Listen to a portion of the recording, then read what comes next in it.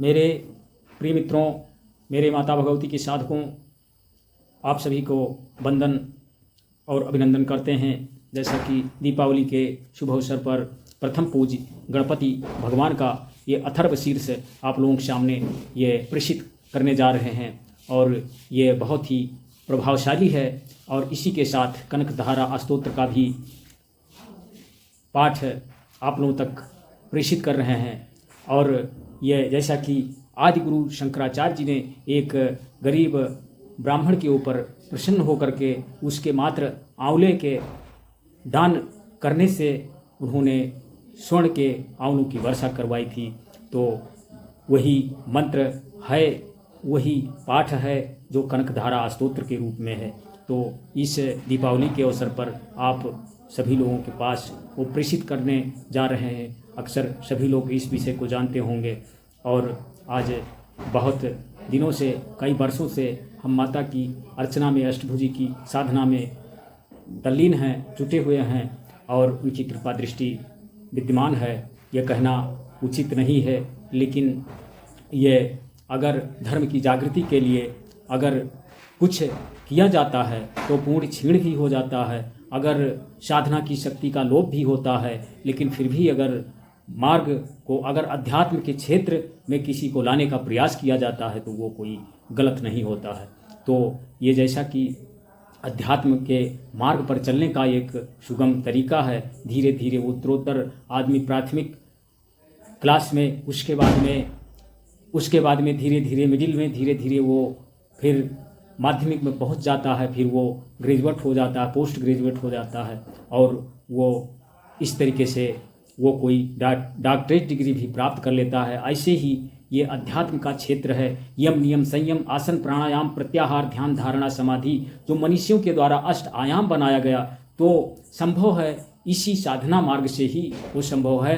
क्योंकि ये एक ऐसा मार्ग है, इसके द्वारा जब आप इसमें तल्लीन रहते हैं, इसमें मन लगाएंगे, तो धीरे धीरे अध्यात्म की जागृति होने लगती है और सद्कार्य आपके द्वारा होते हैं। ये कहना बहुत ही श्रेष्ठकर है।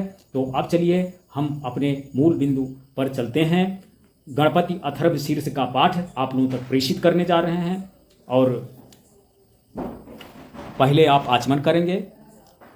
ओम केशवाय नमः, ओम माधवाय नमः, ओम ऋषिकेशाय नमः, ओम नारायणाय नमः। इस तरीके से 3 बार हथेली में दाएं हाथ में जल लेकर के और होठों पर लगाएंगे। फिर अंत में नारायणाय नमः कह करके हथेली का जल जमीन के नीचे गिरा देंगे। और जैसा कि यदि आप पाठ करते हैं तब भी ऐसा करें, मोबाइल में यदि आप ऑन किए हैं तब भी ऐसा यदि आप करते हैं दैनिक रूप से, 1 पाठ 2 पाठ या 11 बार इसको अगर लगाते हैं दैनिक रूप से, तो ये निश्चित है कि आपकी सारी कठिनाइयाँ दूर होती चली जाएंगी। यदि आपको इस पर कॉन्फिडेंस है, यदि इस पर बिलीव है, तो निश्चित है सक्सेसफुली वर्क होगा। इसमें कोई इफ वर्ड नहीं है। तो चलिए अब शुरू करते हैं।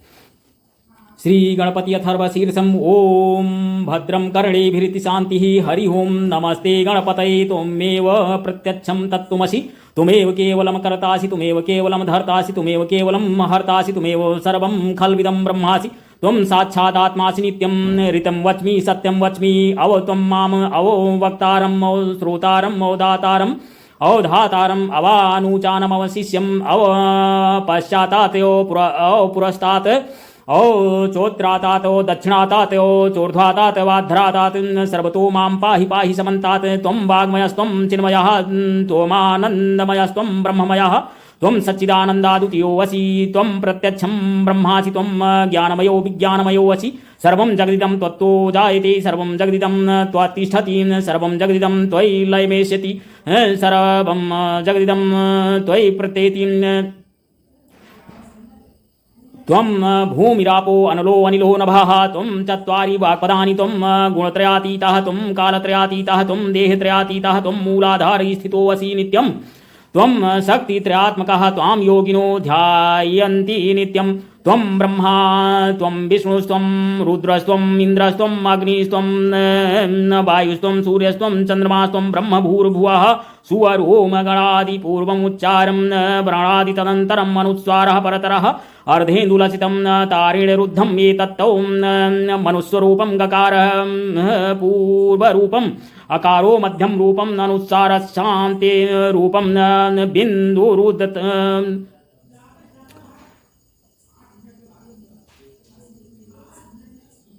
अनुसारश्चान्तिरूपं बिन्दुरुत्तररूपं नादः सन्धानं संहिता सन्धिः सहसा गणेश विद्या गणकऋषिः निःसृत गायत्री छन्दः श्रीमहागणपतिर्देवता ॐ गं गणपतये नमः। एकदन्ताय विद्महे वक्रतुण्डाय धीमहि तन्नो दन्ती प्रचोदयात्। एकदन्तं चतुर्हस्तं पाशं अङ्कुशधारिणम् अभयं वरदं हस्तैर्बिभ्राणं मूषकध्वजं रक्तं लम्बोदरं शूर्पकर्णकं रक्तवाससं रक्तगन्धानुलिप्ताङ्गं रक्तपुष्पैः सुपूजितं भक्तानुकम्पिनं देवं जगत्कारणम् अच्युतम् आविर्भूतं च सृष्टादो प्रकृतेः पुरुषात् परं एवं ध्यायति यो नित्यं सा योगी योगिनां वरः।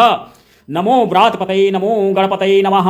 प्रथम पतये नमस्ते अस्तु लंबोदरायक दंताय विघ्न विनाशिनी शिवसुताय श्रीवरदमूर्तये नमो नमः। एतदथर्व शिरो यो अधीते सा ब्रह्म भूयाय कल्पते सा सर्वविघ्नैर्न बाधिते सा सर्वतः सुखमेधते सा पंचमहापातकोपपातकात् प्रमुच्यते सायं धीयानो दिवसकृतं पापं नाशयति प्रातर्धीयानो रात्रिकृतं पापं नाशयति सायं प्रातः प्रयुञ्जानो अपापो भवत् धर्मार्थ काम मोक्षं च विन्दति इदम् अथर्व शीर्षं शिष्याय न देयं यो यदि मोहाद्यस्यति सा पापीयान् भवति। सहस्रावर्तनाद्यं यं कामं धीते तं तमनेन साधेत अनेन गणपतिर्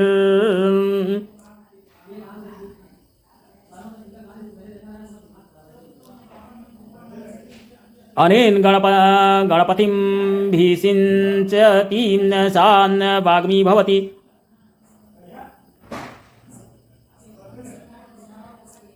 चतुर्थ्यामनास्नं जपति सा विद्यावान् भवति इत्यथर्वणवाक्यं ब्रह्माद्याचरणं विद्यात् न बिभेति कदाचनेति यो दुर्वाङ्कुरैर्यजति सा वैश्रवणोपमो भवति।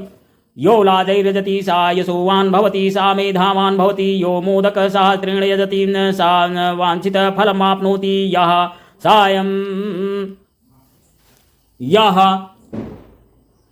यः साज्य समिद्भिर्यजति सा सर्वं लभते। अष्टो ब्राह्मणान् सम्यग् गृहीत्वा सूर्यवर्चसवी भवति। महाविघ्नात् प्रमुच्यते महापापात् प्रमुच्यते महादोषात् प्रमुच्यते सा सर्विद् भवति या यों वेद ओम भद्रं कर्णेभिरिति शान्तिः। तो इस तरीके से ये गणपति अथर्व शीर्ष है और जैसा कि ये अथर्व वेद से लिया गया मंत्र है, वेद मंत्र है और इसका महत्व बहुत ही प्रभावशाली है और इसका पुरस्चरण 108 का होता है। 108 बार पाठ करने से इसका एक पुरस्चरण माना गया है। वैसे सभी देवी देवताओं के अथर्व शीर्ष होते हैं। माता दुर्गा का भी देवी अथर्व शीर्ष है। इसी तरीके से ये गणपति अथर्व शीर्ष है। यदि कोई भी साधना पूजा करने से पहले गणपति अथर्व शीर्ष का पाठ हो जाता है तो उस साधना में, उस पाठ में सिद्धि अवश्य मिलती है, ऐसा देखने को मिला है। तो अब इसी के साथ हम पुनः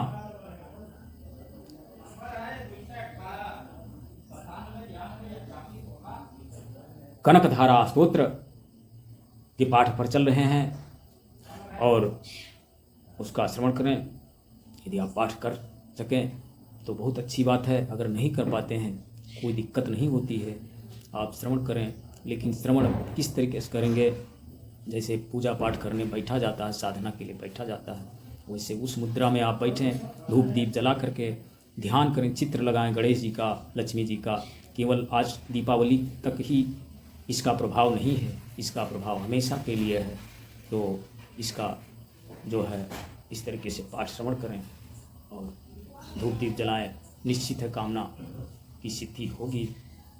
गणपति जी की वंदना अर्चना ये प्रथम होनी चाहिए, तभी किसी को कोई कार्य सिद्ध हो सकता। कारण इसका यह है, उसको शुभ और लाभ की प्राप्ति तभी हो सकती है। बिना गणपति के पूजा के कोई भी पूजा कार्य या कोई साधना अपूर्ण रहती है, जिसका कारण एक ये है कि रिद्धि सिद्धि भगवान गणपति के दोनों पत्नियां हैं, शुभ लाभ दोनों पुत्र हैं।